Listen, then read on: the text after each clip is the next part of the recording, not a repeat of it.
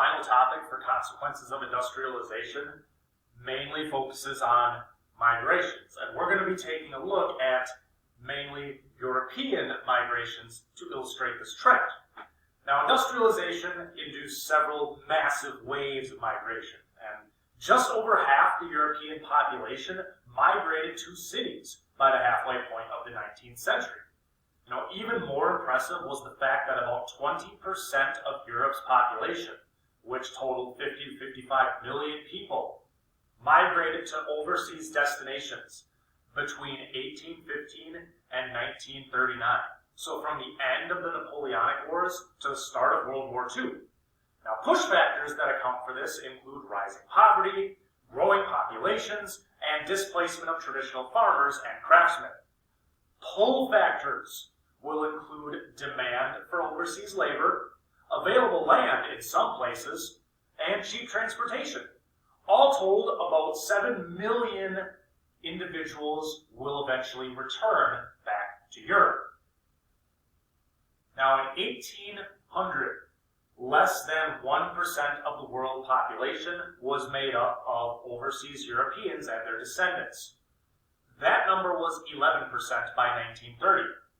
Now, Europeans settled in Australia and New Zealand, really overwhelming the local population and creating distant versions of Britain. Australia was unique in that the initial settlers were convicts who were sentenced to penal colonies, and there were about 165,000 of them by 1867. In New Zealand, Europeans outnumbered the native Maori 700,000 to 40,000 by the end of the 19th century. And in Algeria, South Africa, Rhodesia, and Kenya, so we're looking at African colonies, smaller populations did set up what were called settler colonies and instituted sharp racial divisions. Now, about 20% of European migrants ended up in Latin America. In Argentina and Brazil, about 80% of all migrants made it their final destination. All right, so immigrants from Spain, Portugal, and Italy benefited from being what would have been considered white, and they achieved superior social status compared to the Indian, mixed, and African populations. So the casta system appears to still be in play. Now, the United States of America offered a unique draw both to European immigrants, as there was the possibility of finding both land and industrial jobs, and really neither of these were available at the time in Latin America.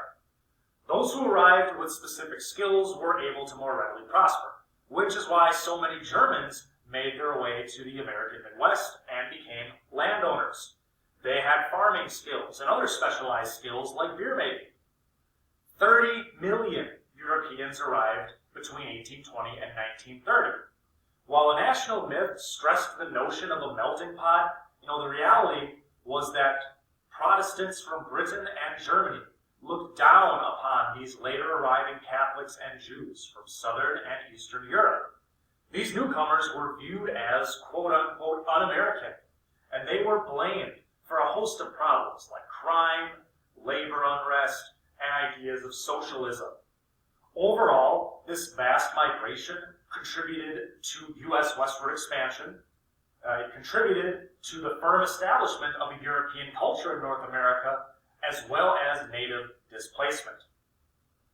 Now, after the emancipation of the serfs in 1861, some 13 million Russians and Ukrainians migrated to Siberia in search of land, freedom, and other opportunities. Native Siberians made up about 10% of the Siberian population by the end of the 19th century. Now, some of the reasons for migration were similar to the U.S. You've got available land, freedom from the Tsarist state, and jobs constructing the new Trans-Siberian Railway.